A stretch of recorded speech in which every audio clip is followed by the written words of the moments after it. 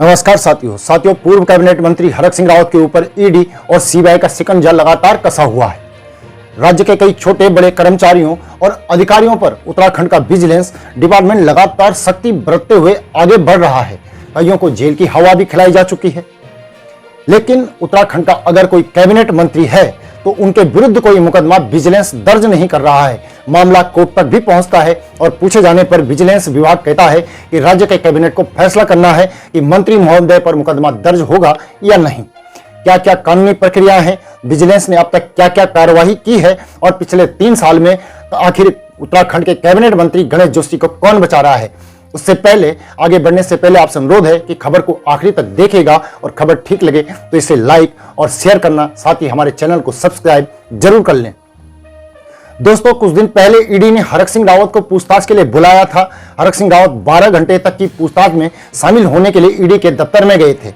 CBI भी अवश्य पूछताछ उनसे कर ही रही है, लेकिन उत्तराखंड के कैबिनेट मंत्री हैं गणेश जोशी। गणेश जोशी पर आय से अधिक संपत्ति होने का आरोप है और तमाम साक्ष्य विजिलेंस विभाग को दिए जा चुके हैं, लेकिन विजिलेंस इन पर कोई कार्रवाई नहीं कर रहा है। विजिलेंस की अगर हम कार्यप्रणाली की बात करें तो पिछले 3 वर्षों में विजिलेंस ने पुष्कर सिंह धामी के नेतृत्व वाली सरकार ने जबरदस्त कार्रवाई की है और आंकड़े बताते हैं कि 2022 में 14, 2023 में 18 और 2024 में अब तक 10 से 12 लोगों को, अधिकारियों और कर्मचारियों को विजिलेंस के हाथ पहुंच चुके हैं और बिना किसी डर के, बिना किसी दबाव के विजिलेंस ने उनके ऊपर सख्त कार्रवाई की है और रिश्वतखोरों को जेल की सलाखों के पीछे भेजा भी है।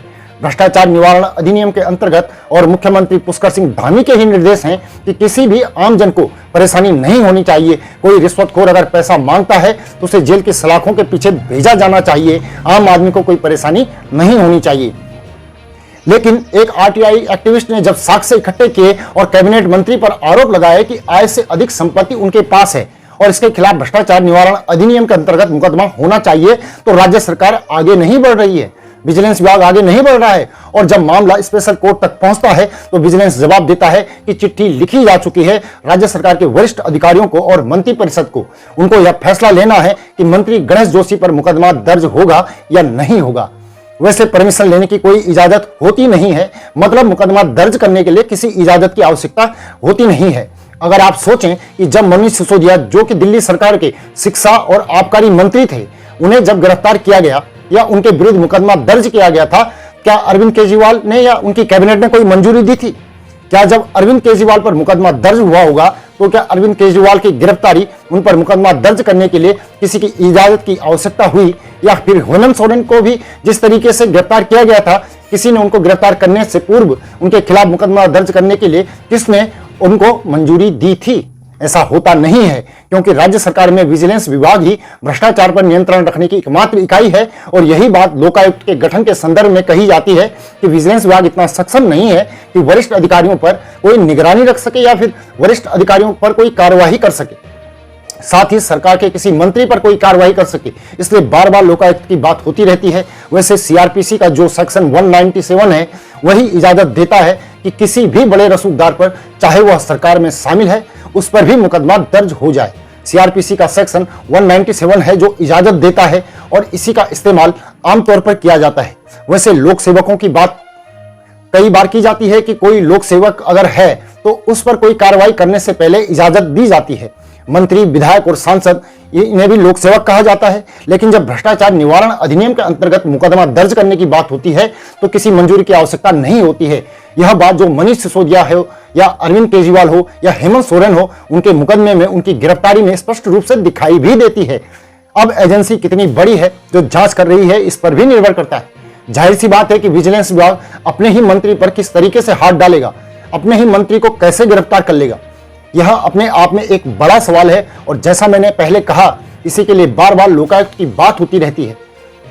वैसे यहां पर एक सवाल यह भी आता है कि जो गणेश जोशी हैं वह कितने रसूखदार हैं और गणेश जोशी पर कार्रवाई करने के लिए कौन रोक रहा है? क्या मुख्यमंत्री पुष्कर सिंह धामी का कोई इशारा ऐसा है कि गणेश जोशी के खिलाफ मुकदमा दर्ज न किया जाए, या फिर मुख्यमंत्री पुष्कर सिंह धामी ऊपर से कोई दबाव के उनके ऊपर ही कोई दबाव है कि गणेश जोशी पर मुकदमा दर्ज करने के लिए इजाजत नहीं देनी है? यह तो तब पता चलेगा जब धीरे धीरे परतें खुलेंगी और धीरे धीरे मामले की जानकारी आएगी। और एक तर्क यह भी कहा जा रहा है कि किसी भी मंत्री पर, किसी भी लोक सेवक पर, किसी किसी भी महत्वपूर्ण पद पर बैठा हुआ व्यक्ति, चाहे वह संवैधानिक पद पर है या फिर सरकार के किसी महत्वपूर्ण पद पर बैठा हुआ व्यक्ति है, उस पर अगर कोई व्यक्ति आरोप लगा देगा तो क्या उसके खिलाफ कार्रवाई हो जानी चाहिए, उस पर मुकदमा दर्ज हो जाना चाहिए।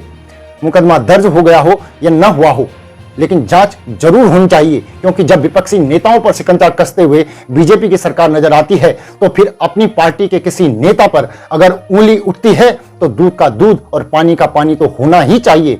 जनता को जवाब देना ही पड़ेगा, जनता जवाब चाहती है और जनता को जवाब मिलना ही चाहिए। लेकिन फिलहाल ऐसा लगता जरूर है कि कहीं ना कहीं कोई ना कोई ऐसी ताकत है जो गणेश जोशी या मंत्री, कैबिनेट मंत्री पर कार्रवाई करने से सरकार को रोके हुए है। अब चूंकि विजिलेंस कोर्ट ने समय लिया है, 3 महीने का कुल मिलाकर समय है राज्य सरकार के पास है, जिसमें से आधा समय तो निकल चुका है, 40-45 दिन का करीब समय बाकी है और इसमें राज्य सरकार को कोई फैसला करना है कि वह अपने कैबिनेट मंत्री के खिलाफ मुकदमा दर्ज करने की इजाजत देगी या नहीं देगी। तो तब ही कुछ पता चलेगा कि वास्तविकता क्या है, क्या बीजेपी सरकार अपने मंत्री पर कोई एक्शन लेगी या नहीं लेगी। अभी के लिए साथियों इतना ही, अगली रिपोर्ट में आपसे फिर मुलाकात होगी, तब तक के लिए इजाजत दीजिए, नमस्कार।